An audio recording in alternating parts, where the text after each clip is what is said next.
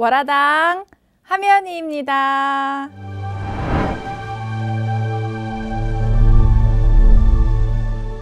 전빵TV 구독자 여러분, 그리고 시청자 여러분, 여러분 덕분에 구독자가 6,000명이 훨씬 넘었습니다. 너무 감사드리고요. 좋아요, 구독은 우리한텐 사랑인 거 아시지요? 부탁드립니다. 쿨리지 효과라는 말을 혹시 들어본 적 있으세요? 암컷이 바뀔수록 성적으로 새로운 자극을 얻는 효과를 뜻하는 용어인데요. 미국의 30대 대통령인 케빈 쿨리지의 이름에서 유래되었는데요. 이 대통령 내분께서 어느 날 영부인하고 같이 닭 농장에 찾아갔어요. 그런데 암탉하고 수탉들이 하루에 12번의 교미를 한다는 말을 듣고 깜짝 놀란 영부인이 농부에게 말했습니다. 내 남편에게 그 말을 꼭 전해주세요 라고요. 농부에게 전해들은 이 대통령님은요, 다시 그 농부한테 물어보죠. 혹시 그 수탉이 매번 같은 암탉과 하나요? 아니요, 매번 다른 암탉과 짝짓기를 합니다 라고 답변을 하죠. 그러자 쿨리지 대통령이 말했어요. 그 말을 내 아내에게 꼭 전해주세요 라고 말이지요.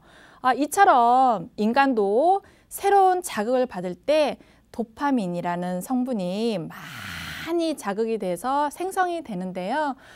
동물들도 역시 인간들과 같이 똑같은 이런 교감 신경계에서 많이 발견되는 호르몬이라고 하잖아요. 그것은 새로운 이성을 나타났을 때 이때 제일 많이 생성된다고 하는데 지금 이 이야기를 제가 꺼내는 이유는요.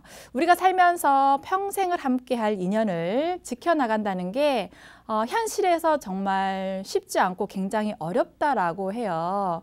이런 일화들을 볼 때 현대사회에서는요. 일부일처제를 원칙으로 우리 하고 있기 때문에 파트너를 바꾸기 위해서 이혼이나 그다음에 이별, 사별 아주 어렵지 않게 많이 주변에서 접하는 일이 되었지요.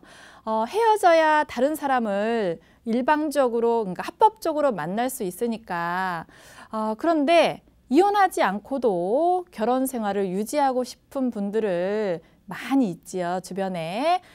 그런 분들은 가정도 지키고 가정을 지키고 싶은 마음은 있지만 다른 파트너를 구하는 꿈꾸는 분들은 몰래 숨어서 연애를 하는 분들도 계시다고 저는 봅니다. 그렇지만 남녀 간의 문제는요, 숨긴다고 해서 다 숨겨지는 게 아니지요. 아니 땐 굴뚝에 연기 나랴 라는 말도 있고 꼬리가 길면 잡힌다라는 말도 있잖아요. 이러니 어디 바람 피우는 사람이 흔적을 안 남기겠어요. 그죠? 자, 오늘 사연은 제가 한 10몇 년 전에 상담했던 손님의 이야기인데요. 남편의 바람기에 상처받아서 피눈물을 흘렸던, 아파했던 그런 사모님의 이야기를 오늘 하려고 합니다. 근데 이 사모님이 저한테 상담을 오자마자 첫 마디가 꺼내자마자 이런 얘기를 해요. 남편이 10년째 제 몸에는 손도 안 대요. 밖에 여자가 있는 걸 제가 알고 있거든요.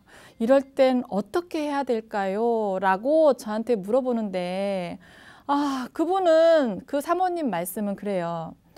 본인이 아는 여자만 해도 바람핀 여자가 5명이 넘는다고 해요. 첫 번째 알았을 때는 본인, 그 사모님의 지인과 바람이 한번 났었고, 두 번째도 역시 그 남편분의 회사 직원하고 바람이 났었고, 세 번째까지도 자기가 아는 동생하고 바람이 났었다고 그래요. 근데 이게 들킨 것만 해도 한 5명 정도라고 하는데 아마도 모르는 것까지 하면 아마 셀 수가 없을 거라고 하면서 한참 우시는데 제가 굉장히 마음이 아팠던 손님이거든요. 이 사모님이 뭐라 하시냐면, 남편은 저렇게 바람 피고 다니는데 선생님, 저 바람 피워도 되지 않을까요? 라고 물어보는데요. 제가 뭐라고 답변해 드릴 수 있겠어요. 저도 여자지만 여자 입장에서 보면 너무 안타깝고 마음이 아픈 사연이긴 했는데 얘기를 들어주고 그녀의 눈물을 닦아주는데 사실 저도 마음이 얼마나 아팠는지 같이 펑펑 울었던 기억이 나거든요. 그래도 어떡해요. 저희는 상담을 또 해야 되니까. 이 손님은요. 굉장히 예쁘고요. 날씬하고 매력적으로 생긴 손님이었거든요. 그런데 얼굴을 딱 보아하니까 눈이 여기에 온폭 들어가 있어요. 그리고 광대는 살짝 돌출되어 있어서 눈끝이 매섭고 차갑게 생겼었거든요. 보통 이런 관상을 가지신 분들은 눈이 온폭 들어가 있는 분들은요. 남성을 참 좋아한다고 합니다. 여자들 중에. 게다가 이분은 얼굴이 약간 푸석푸석하니 제가 봐도 음양의 조화가 잘 안 이루어진 듯한 찰색을 가지고 있었거든요. 사주를 그리고 나서 딱 봤더니 금수상관격 사주를 가지고 있었어요. 금수상관격이란 금날에 태어난 사람이 해자축월, 겨울달에 태어난 사람을 얘기를 하는데요. 이런 분들은 비교적 추운 달에 태어났기 때문에 이성에 대한 관심이 아주 높고 그리고 이분들한테는 그 물날에 그러니까 겨울달에 태어났기 때문에요. 이성도 좋아하고 그 다음에 술도 굉장히 좋아한다고 되어 있거든요. 금수상관 사주들은 몸도 차고 마음도 차고 사주의 겨울달에 태어난 사람들은 사주 원국에 불이 꼭 있어야 돼요.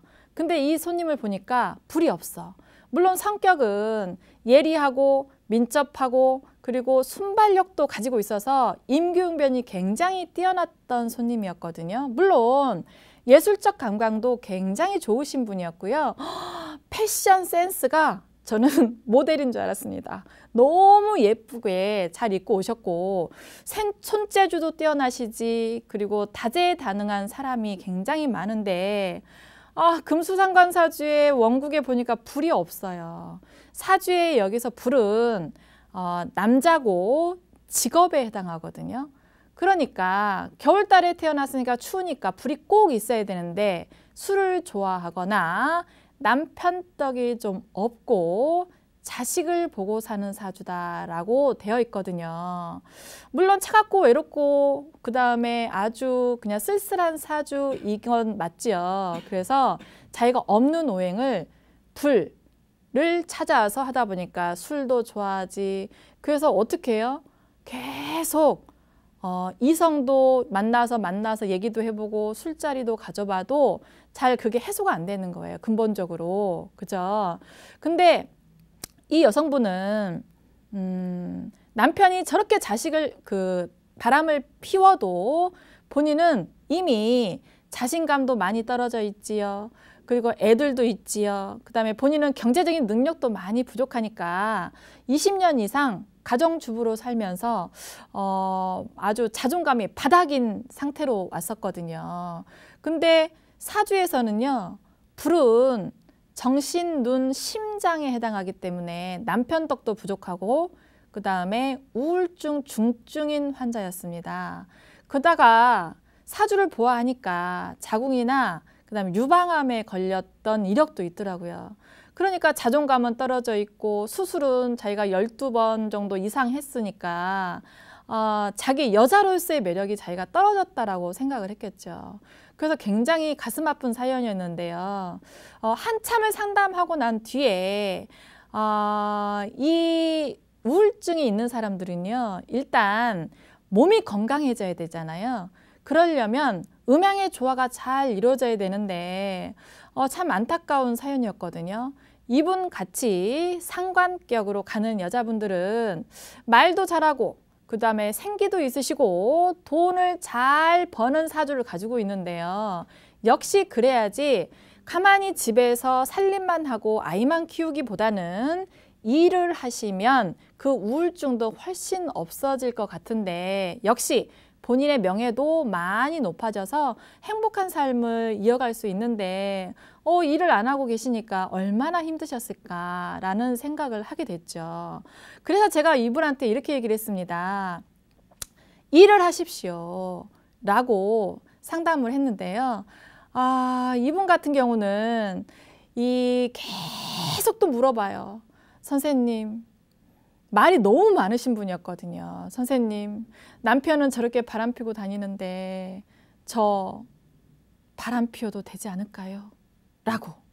근데 사실 저는 속마음은 그랬습니다. 우울증은 음양의 조화가 잘 이루어져야지 우울증이 치유가 될 건데 제가 상담하는 사람 입장에서 그런 얘기는 할 수 없잖아요. 그래서 그냥 이렇게 답변을 했죠.